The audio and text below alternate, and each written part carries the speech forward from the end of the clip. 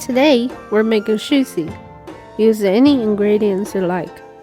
Cucumber, crab sticks, avocado, cream cheese, fish roll, mayo, or whatever you find at the store. Let's start with the sushi rice. First, make a sushi vinegar.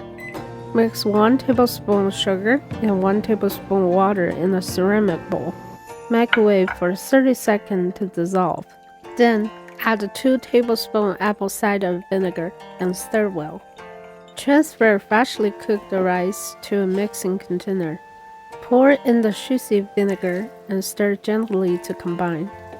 Cover with a towel and let it cool to room temperature. Wrap the sushi mat with the plastic wrap to prevent sticking. Once the sushi rice is cool, place the seaweed right side up. Wet hands and spread the rice, leaving one edge clear.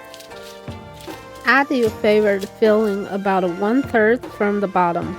Roll it up, lifting the bamboo mat and pressing gently as you go.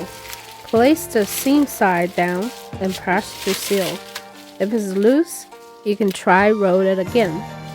Wet a sharp knife to prevent sticking. Cut the roll in half. Then slice into smaller pieces, 2 at a time, or however you like. Plate it however you prefer. Now, let's make an inside-out roll. Cut the seaweed in half and place 1 piece down. Cover it with the rice. Sprinkle toasted sesame seed evenly. Flip it over. Add your filling in the center. And roll it up just like before. Place the seam side down and press to seal. Slice and plate the same way. I added bamboo leaves under the sushi to prevent it from sticking to the plate.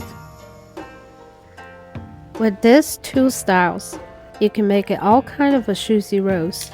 Choose the ingredients and sauces you love. There's no right or wrong. Just to enjoy the process. And don't forget to share it with someone you love. Enjoy.